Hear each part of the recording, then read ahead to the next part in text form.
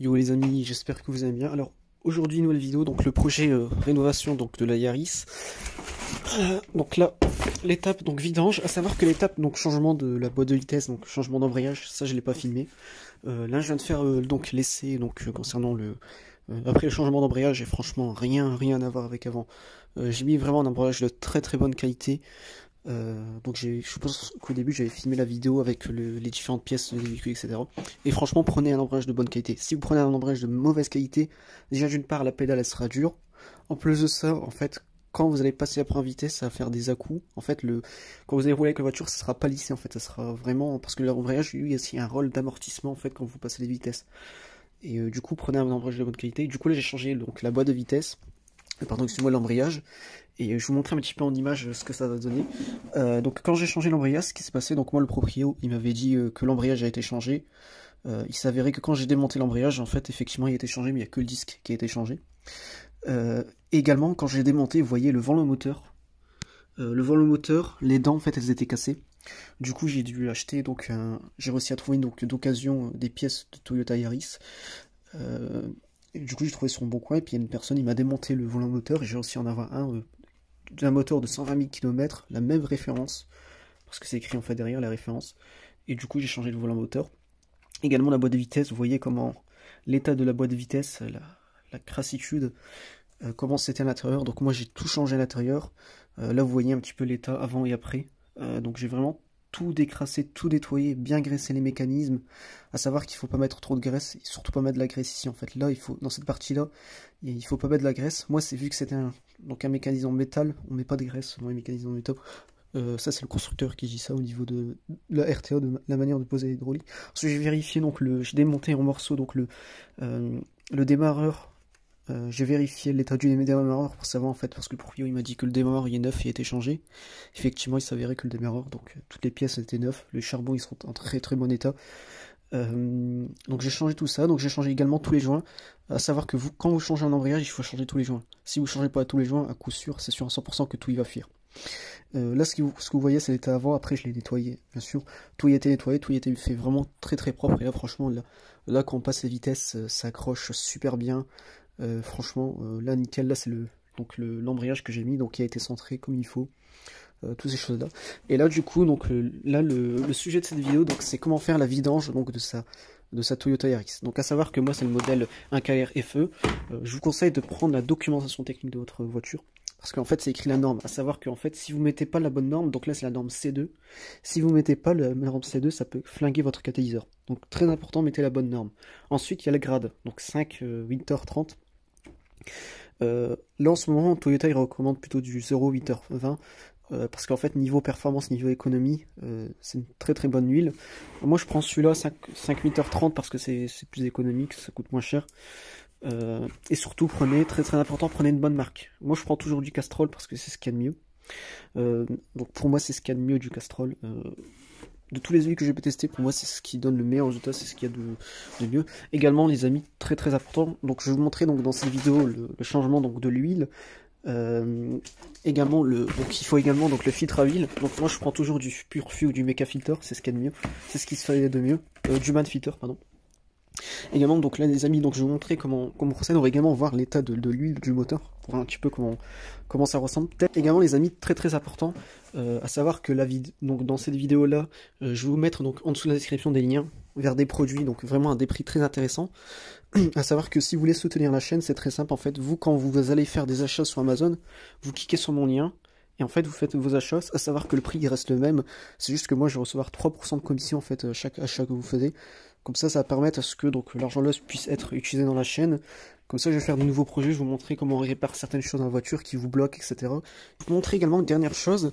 Donc quand vous cliquez donc sur le lien Amazon juste en dessous en fait, je vais vous montrer comment faire pour choisir donc le bon filtre en fait de votre véhicule, la bonne pièce. Donc là si je tape donc filtre à huile, à savoir que moi c'est une Toyota Yaris 2 en 2009, donc le moteur 1 litre, donc 1 litre sur du chevaux de mémoire, je crois tous les filtres ils sont les mêmes.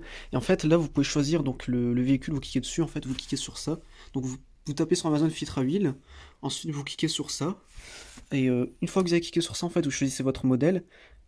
Une fois que vous avez choisi votre modèle, vous cliquez sur filtrer les résultats.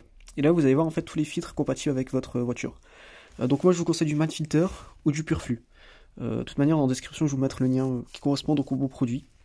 Puis voilà. Donc là, du coup, les amis, on commence donc sous le véhicule. Donc je vous montre un petit peu comment je procède. Alors, donc là, on va soulever le véhicule. Pour soulever le véhicule, c'est très simple. Donc il nous faut donc des chandelles et un cric. Donc là, on place ça en dessous. Donc voilà. Là, je vais vous mettre l'éclairage. Et là, ici. En fait, moi, je le prends au niveau d'ici, en fait. Vous voyez, au niveau du point d'ancrage. Le point d'ancrage qui est là. Ici, en fait. Donc, sur la vis du point d'ancrage. Je vais montrer un petit peu juste après, là. Je vais mettre un carton pour pouvoir passer. Donc voilà, il s'agit de ce point d'ancrage là. Donc, ça bouge pas, c'est ultra costaud. Et donc là, on va le soulever à partir de ce point-là, en fait. Hop là. Donc il faut vraiment que la roue elle se soulève. La procédure. Donc on tire le frein à main, passer la chandelle. Donc moi au niveau la chandelle, alors je la place juste ici en fait, au niveau de cet endroit-là. Donc c'est un bon point de support. Et là ça permet d'éviter en fait de déformer le bas de caisse.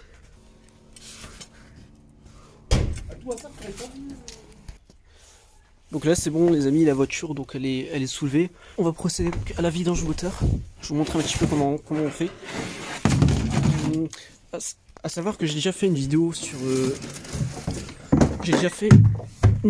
comment vidanger ce moteur. Cette vidéo là en fait c'est tout simplement pour vous montrer sur un moteur type 1 FE, donc à savoir que c'est le même sur les Toyota Aygo, les C1 et les 107. Donc ce qui fait qu'en fait une personne qui a une 107, il sera vidanger son moteur. Et là ce qu'on va faire donc c'est qu'on va vidanger donc avec un bac jerrycan, donc ça c'est pratique. Hop là.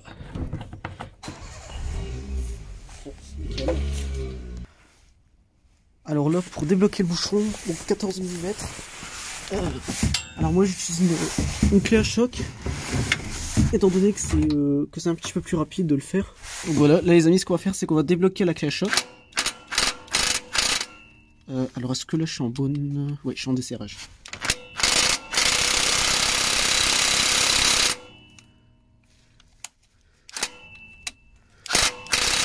Oui, là c'est...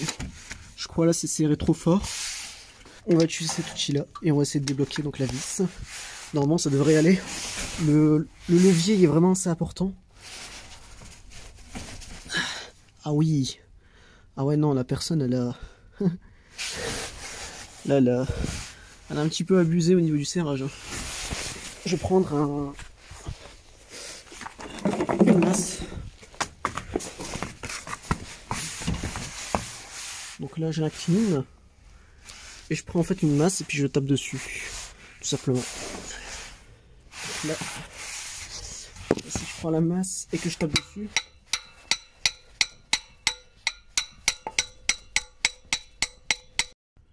Donc là les amis j'ai desserré tout ça, donc là j'ai mis donc le jerrycan comme ça, on va le mettre comme ça.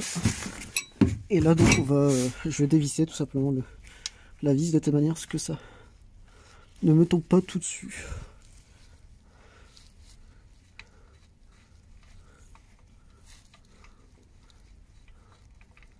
Donc là.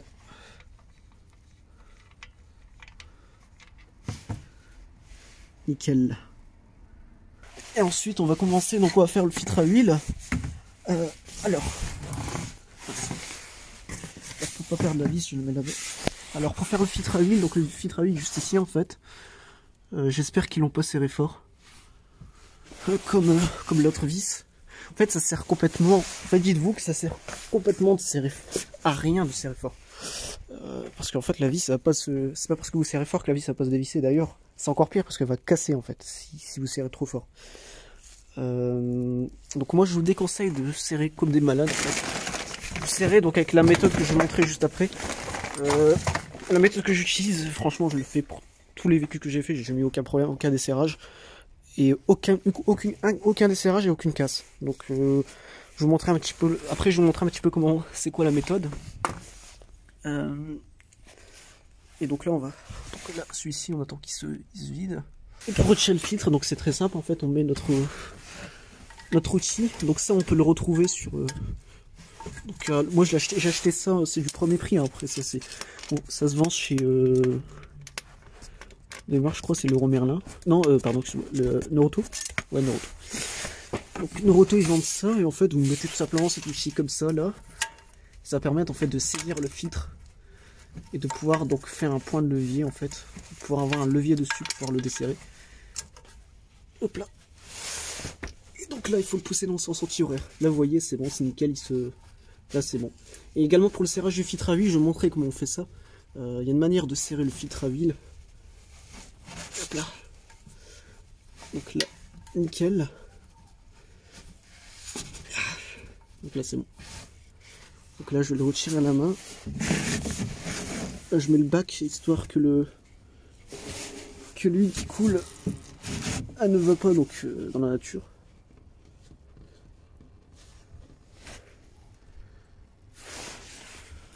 Là, je laisse découler tout ça, je nettoie le bac parce que là il est rempli d'huile. Donc là je pense que l'huile elle a coulé. Et là je le retire. Donc là les amis, donc changement du filtre à huile. Donc dessus c'est un moteur AKR FE, donc c'est le même que la Aigo la 107 la C1. Le filtre à huile c'est le même en fait. Donc il s'agit de la référence LS743. Donc pour remettre le filtre à huile, on pré-remplit le filtre à huile d'huile. Et donc là en fait on verse...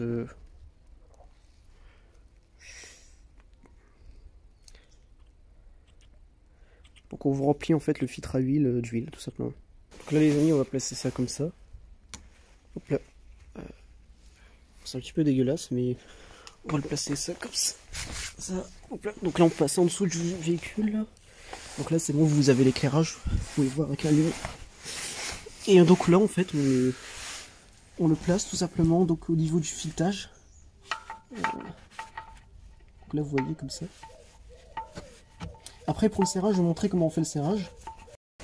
Alors là du coup les amis, donc le serrage du filtre à huile. Alors, donc c'est très simple en fait pour serrer le filtre à huile. Là vous voyez le filtre à huile. Et à un moment donné vous allez voir que il n'est plus possible de le tourner à la main. Vous le saisissez bien fort. Et vous le tournez. Comme ça voilà. Une fois que vous l'avez bien serré comme ça, il n'y a aucun risque en fait que le filtre à huile se desserre. Au niveau du serrage du bouchon, donc je vais vous montrer un petit peu comment ça marche. Donc là le plan d'étanchéité est nickel. Je vais passer un petit coup de nettoyage pour qu'il soit vraiment très propre. Il faut que les deux plans d'étanchéité soient nickel, ils soient lisses, ils soient propres, sinon ça va pas faire étanchéité. Donc je vais faire ça. Et je vous montre un petit peu comment on fait un bon serrage, donc pour éviter que la vis se desserre. Alors les amis, du coup donc là pour le serrage, donc on prend notre vis avec la douille donc de 14 mm. Donc vous le serrez comme ça donc à la main. Donc là à un moment donné en fait quand vous allez serrer à la main vous allez sentir que vous avez plus de force. Donc là en fait au moment donné vous avez plus assez de force pour le serrer à la main. Vous prenez la clé à cliquer en fait. Donc là on la rentre à l'intérieur. Donc là c'est nickel. Et en fait vous la tenez donc tout simplement par la tête. Donc par le tout en haut. Là vous serrez. Voilà. Et là à un moment donné ça bloque. C'est-à-dire que là j'arrive plus à serrer plus. À partir du moment où ça bloque, vous le prenez par le bas et vous serrez à un angle de 15 degrés. Ensuite vous êtes bloqué. Si à partir du moment où vous êtes bloqué, vous continuez de serrer, et ben là vous risquez de casser le filetage. Donc vous serrez pas plus que ça. Et comme ça tient largement assez et vous n'aurez pas de problème. Donc là c'est bon, c'est nickel. Et maintenant donc on procède au remplissage du moteur. Donc le remplissage du moteur c'est la base de la base. Vous réfléchissez même pas, vous mettez 3 litres d'huile. Donc la base c'est 3 litres d'huile. Vous mettez directement 3 litres d'huile.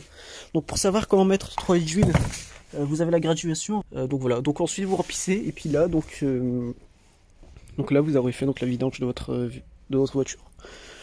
Donc voilà les amis, donc cette vidéo a touché sa fin, j'espère qu'elle va vous aider cette vidéo, à savoir que là je vais également tourner des vidéos sur comment donc installer un boîtier éthanol, donc comment bien convertir sa Yaris à éthanol.